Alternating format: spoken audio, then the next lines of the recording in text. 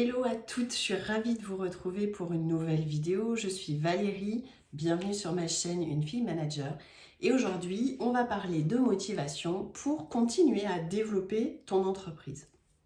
Alors clairement, je vois régulièrement des femmes dirigeantes d'entreprise qui sont débordées, qui sont stressées, qui travaillent en dehors de leur journée de travail, qui travaillent tard le soir, qui s'investissent énormément, mais qui parfois sont un peu frustrés parce que ça fait beaucoup et qui se demandent un petit peu, bah voilà, face aux difficultés, face aux doutes, face aux inquiétudes, est-ce que j'ai envie de continuer comme ça? Est-ce que j'ai vraiment envie de garder ma boîte? Est-ce que j'ai encore envie de faire ce que je fais? Et finalement, elles ont un petit peu de mal à s'y retrouver. Il y a beaucoup de questionnements, mais il n'y a pas toujours les réponses en face. Et ça, c'est encore plus pesant, c'est encore plus culpabilisant. Et souvent, ce sont des personnes qui vont avoir du mal à avancer, à prendre des décisions et à se dire, mais finalement, comment je garde le cap? Donc c'est vrai que si toi tu te retrouves un petit peu dans cette situation, je pense que cette vidéo va te parler. Euh, Souvent les personnes se disent bah, finalement je ne sais plus si j'ai envie de continuer mon entreprise, soit parce que comme je disais elles sont totalement débordées, soit parce que au contraire il y a une sorte de routine qui s'est installée. Ça tourne bien, ça ronronne comme on dit, l'équipe roule, mais finalement il y a moins de challenge, voire il n'y a plus de challenge. Et ça aussi, ça peut être une source de stress, une source de démotivation en se disant bah, finalement à quoi bon, est-ce que je continue mon entreprise ou est-ce que j'arrête tout? Donc ça, bah, effectivement, ça comporte plusieurs risques. Déjà pour toi, pour ta santé mentale et le fait de te sentir bien dans ton travail, hein. Parce que quand on est dans cet état, bah, soit on peut être un peu proche du bore-out, c'est-à-dire un peu de l'ennui lié à de la routine, soit au burn-out, c'est-à-dire au contraire une espèce de surcharge comme ça, à la fois psychique, nerveuse, mentale et puis physique, qui fait qu'on craque. Donc ça, c'est vraiment pas ce qu'on veut, hein, c'est vraiment l'extrême qu'on veut éviter. Ça peut aussi nuire sur ton quotidien personnel, sur ta vie de famille, sur ta vie de couple, sur ton sommeil même. En tout cas, moi, les personnes que j'accompagne, ben, c'est souvent une des difficultés premières qui les alerte en disant ben, je dors plus très bien, je suis obligée de prendre des cachets, ou je vois plus mes enfants, mon conjoint me fait la gueule parce que clairement je passe trop de temps sur mon travail. Et donc ça, ce sont, je dirais, un peu les signes extrêmes. Donc avant d'arriver dans cette extrémité-là, le but, c'est d'arriver à trouver comment tu vas pouvoir te sentir à nouveau motivé pour continuer à développer ton entreprise. Et donc aujourd'hui, je vais te partager 4 conseils pour ben voilà, te donner quelques pistes. Alors, première chose, je regarde mes petites notes pour ne rien oublier. Première étape, c'est déjà de prendre conscience de ça. De prendre conscience dans quel état tu es, comment tu te sens et qu'est-ce qui se passe au niveau de ton corps. Peut-être que c'est au niveau des intestins, de l'estomac, que tu sens que tu as du mal à digérer, que tu n'es pas bien, que tu as des aigreurs. Peut-être que c'est au niveau du dos, que tu sens que tu as sans arrêt de la pression sur le dos, que tu as mal au cervical.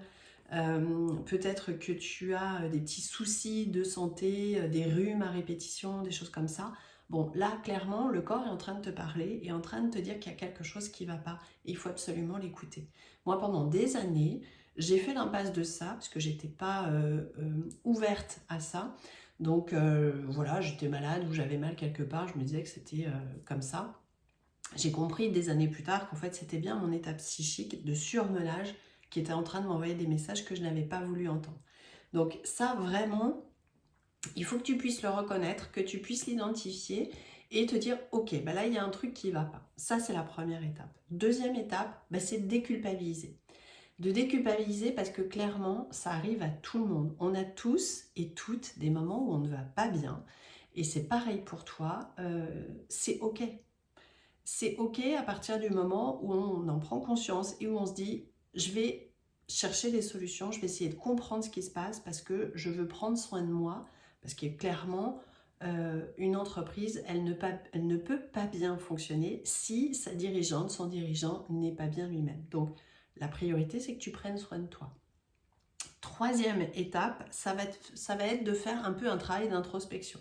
Ça va être de travailler sur toi pour comprendre ce qui est à l'origine de ça, mais peut-être de te reconnecter à tes valeurs, c'est-à-dire à ce qui est vraiment important pour toi en tant qu'individu, dans la vie en général, mais surtout en tant que femme entrepreneur.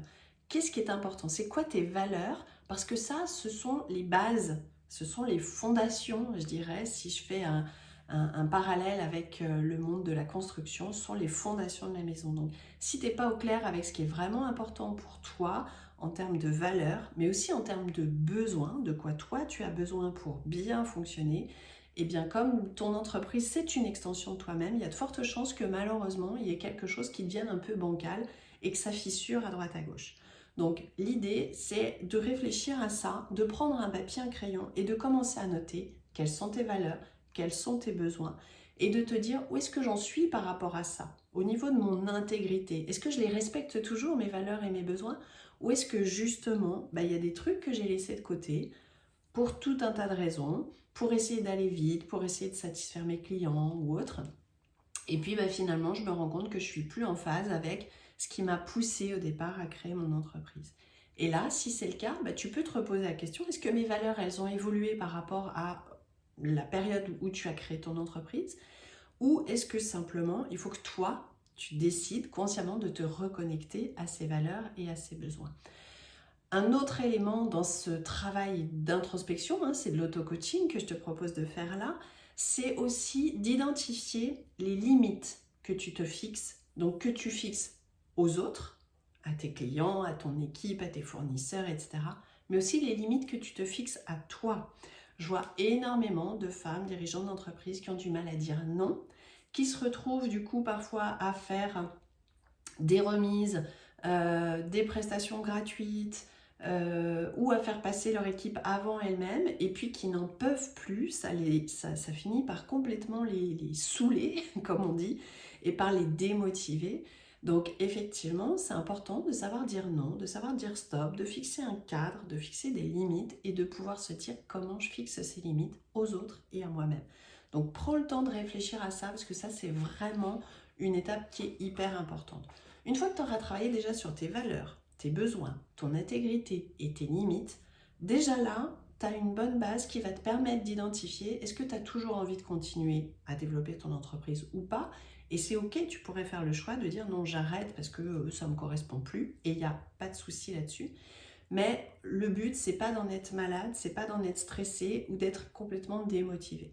Donc là, tu vas déjà, je pense, avec ces questions-là, avoir des pistes qui vont t'aider à retrouver la belle énergie dont tu as besoin pour développer et faire vivre ton entreprise. Et puis, la quatrième étape, le quatrième conseil que j'ai envie de te donner, c'est d'établir la liste de tout ce que tu ne veux plus. Tout ce que tu ne veux plus dans ta vie professionnelle en tant que dirigeante, tout ce que tu ne veux plus peut-être dans ta vie de femme, tout ce que tu ne veux plus en général, et de te dire qu'est-ce qu'il faut que je laisse partir, qu'est-ce qu'il faut que je laisse sortir de ma vie. Ça peut être sur toi, ça peut être par exemple, justement, je ne veux plus être cette dirigeante gentille qui dit toujours oui, par exemple. Ça peut être je ne veux plus travailler après 20h le soir. Peu importe, à toi d'identifier ce que tu ne veux plus. Et deuxième chose, c'est d'écrire aussi ce que tu dois laisser entrer dans ta vie de dirigeante. Qu'est-ce qui est important que tu retrouves peut-être dans ton quotidien ou régulièrement. Ça peut être le plaisir, ça peut être le fun, ça peut être la joie, ça peut être la rigueur, ça peut être l'empathie pour mon équipe ou mes clients, ça peut être de lancer une nouvelle offre, peu importe. Qu'est-ce que tu dois laisser entrer à nouveau dans ta vie de chef d'entreprise? Donc voilà les différents conseils et les différentes étapes que je te propose d'auto-coaching pour te permettre justement de retrouver un peu de sérénité, de retrouver de la motivation. Et là, clairement, je pense qu'avec ça, ça va déjà t'amener pas mal de pistes. Et puis, bien sûr, connecte-toi régulièrement à ton intuition, au plaisir que tu as dans la journée. Ça peut être des toutes petites choses. Tiens, aujourd'hui, pendant 1 heure, j'ai pu me concentrer à ça. Je suis hyper contente d'avoir pu me dégager 1 heure pour faire ça. ou tiens, j'ai échangé avec un client qui m'a donné des retours super positifs, ça m'a fait chaud au cœur, ben ça, c'est quelque chose qui m'a fait plaisir. La moindre petite chose, encore une fois, ça va t'aider à garder le cap et la motivation nécessaire. Donc voilà ce que je voulais partager avec toi. Bien évidemment, si tu sens que tu as des difficultés à faire ce travail d'auto-coaching, ben, sache que je suis là et que ça fait partie des accompagnements que je propose. Donc n'hésite pas à me contacter si tu souhaites qu'on échange pour en savoir un petit peu plus sur ma méthode. Et puis, si cette vidéo peut aider d'autres personnes, dirigeantes d'entreprise comme toi, eh bien n'hésite pas à la partager. En tout cas, moi j'ai grand plaisir à pouvoir te partager mes astuces, mes retours d'expérience, mes outils aussi de coach et de manager, de façon à t'aider à développer ton leadership et à rester sereine, hyper important. Prends soin de toi, en tout cas, je te souhaite une très belle semaine et je te dis à la semaine prochaine pour une nouvelle vidéo. Bye bye!